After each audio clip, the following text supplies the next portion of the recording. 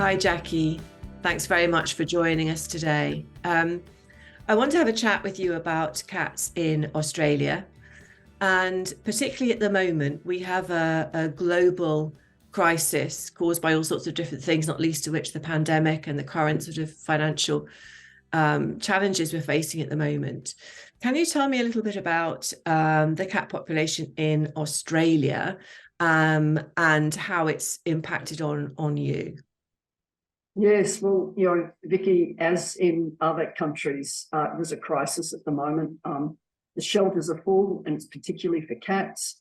I'm hearing that they can't accept any more owner relinquished cats. They can only take strays and can't even take all of those.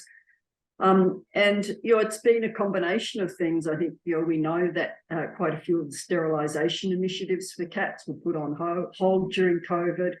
We've seen massive cost of living increases with inflation and interest rate rises. And we've now got a rental crisis. So there can be 30 people bidding for a property. Rents have increased by sometimes 50%. And I just heard a really sad story about someone who couldn't find rental accommodation that would take pets. And the shelters were full, the rescue groups were full, that no one could take them, and she didn't want to abandon them, so she took them to the local veterinarian and paid for them to be euthanized. And, you can't live in a car easily with two cats, and it's hard enough to live in a car if you can't find accommodation, but to live on the street or in a car is just, with cats, it complicates things even more. So this sort of makes me think about that this isn't just an issue for cats, it's an issue for the people who own them, and it's also an issue for the people who work in the shelters. How are things going there? Yeah, and you're absolutely right, Vicky, and we're not talking about this enough. There's been a lot in the media about concerns in Australia for cats killing wildlife, which is leading local governments to implement mandatory containment laws. In the US, they're called leash laws. But the research shows it just increases the number of cats trapped and killed. And we're not hearing anything about the welfare of those people who care for them in shelters and municipal pounds, who have no choice but to euthanize those timid, frightened, shy cats that are otherwise healthy, but they just can't find homes for them. And they can't keep them for months because there's so many other cats needing their help, and also pre-weaned kittens that they just don't have resources for. And we know that killing healthy animals increases the risk of depression, substance abuse, sleeplessness, increases the risk of suicide and post-traumatic stress disorder. Vets in Australia are 4 times at increased risk of suicide than other professions. And in the US, the animal rescue sector, which is the pound and shelter sector, those people working in that industry, they now have been reported to have a suicide rate that's equal to #1 in Australia, in America, along with police and fire responders, the first responders. So, when you've got suicide rates like that, we need to be talking about that. We've just published a paper this week which shows that the average euthanasia rate across Australia is 28%. They're mostly healthy, but councils that operate their own pounds are killing an average of 46% of cats. And it's awful. And we don't hear about the impact on people who care for cats in the community, who are having their cats killed because of enforcement-orientated management. And we published a paper, and I don't know whether you can put a link to it, where the cats were shot. And those people have been caring for them with a roster, feeding them, rehoming the ones that were friendly over many years, and they'd reduced the number from over 100 to 40 cats. And then it's reported that a cat ran across the pathway and a kid fell off their bicycle, so they deemed them feral and called in a pest control company. And those people we interviewed a year later, and they have evidence of post-traumatic stress. So it has terrible impacts on people's well-being. We don't manage cats in a way that really is aligned with a one welfare approach to optimise the well-being of animals, people, and the environment.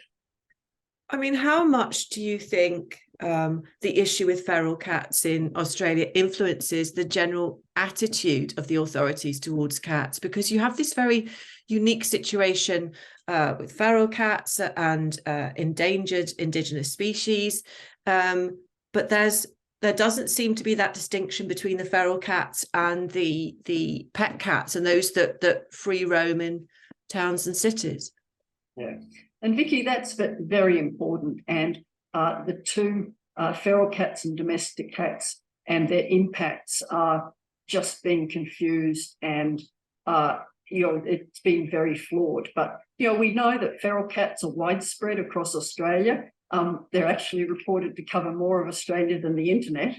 And we know that research does show that they do negatively impact some native species, and that's particularly small mammals. And particularly in semi-arid areas where there's not much vegetation cover, and that's really where cats evolved, that type of environment. But we need to be very clear that feral cats live and reproduce in the wild. They're remote from humans, and that's quite distinct from domestic cats that live in our urban areas, our peri-urban areas, and around farm buildings. These are domestic cats. Because they live in the vicinity of people, they can be a source of complaints, which results in them being trapped and impounded, or they're brought to a shelter because people believe that they're better off in the shelter. But sometimes those cats, when they're really scared, are deemed feral. It's inappropriate to use behaviour as a test for whether a cat's feral or not. It should be where they live and how they live. And unfortunately, if a cat's deemed feral, it doesn't have to be held for the minimum holding period. It can be killed basically in the trap cage, but they're usually killed that day. And that's something that needs to be changed in Australia so that legislation clearly defines what a feral cat is and what a domestic cat is.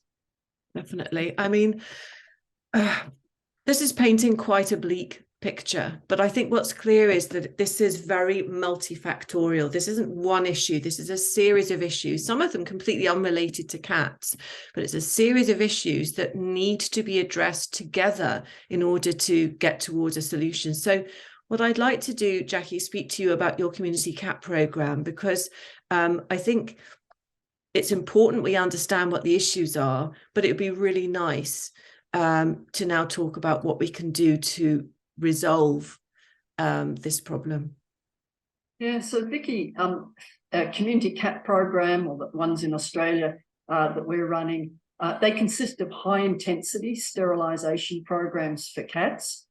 They're targeted to suburbs which have the highest cat impoundment rates, intake into shelters or nuisance calls, and they're for owned cats, semi-owned cats, and unowned cats. And I'll talk a little bit about those groups in a moment. But, when you realise that more than half the cats coming into shelters and pounds were born in the last 6 months, then, we have to stop the kittens. It's not rocket science. And most of those cats that are unfortunately coming into shelters are being fed by people who care for them. Either they see themselves as the owner, or they care for them and feed them, but they don't perceive themselves as the owner. And we call those semi-owners. And essentially, the cat has chosen them, and they've felt compassion for it. And we know that across Australia, at least 3% of adults feed a cat that's not theirs, it's not the neighbours. They feed it on a regular basis, and they're feeding an average of between 1 and 2 cats. And what we know is cats that are coming into shelters and pounds, most aren't identified, And our return to owner rates in the paper that we've just published shows an average of 7% return to owner rates across Australia. But it's, when you're trying to work out how to solve these problems, and as Vicky, you say, it's multifactorial, it's really important to know that free roaming and stray cats are much more prevalent in low socioeconomic areas. And when we're talking about low socioeconomic areas, it's important to realise that in Australia, more than 1 in 5 households live on less than $500 US a week. And sterilising a female cat typically costs upwards of $250 US. Many of these people have more than one cat, 1 to 2 cats.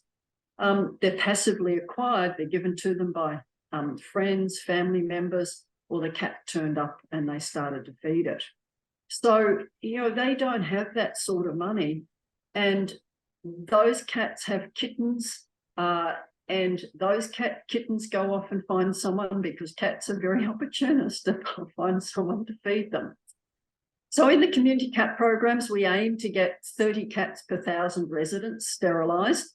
But what we're finding through our research is it's most effective, it's micro-targeted to where the complaints are coming from, all those cats are coming from into the shelters and pounds. And to do that, you need to door knock, you need to understand your data, and then understand the issues that these people have.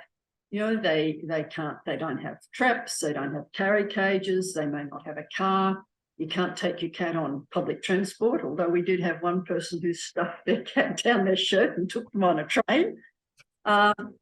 And so, but if you help them get these cats sterilised, we microchip them, people that are caring for 1 to 2 cats will generally take ownership of them if you give them that leg up on that sort of good cat caring behaviour ladder.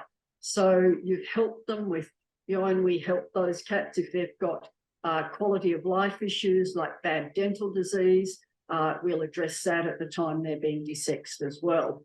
But then with them microchipped, sterilised, so the females aren't producing kittens, the males aren't causing a nuisance, and nuisance complaints kill cats, then you can really start to stop that cycle of kittens being born and going out and unfortunately coming into shelters and being killed.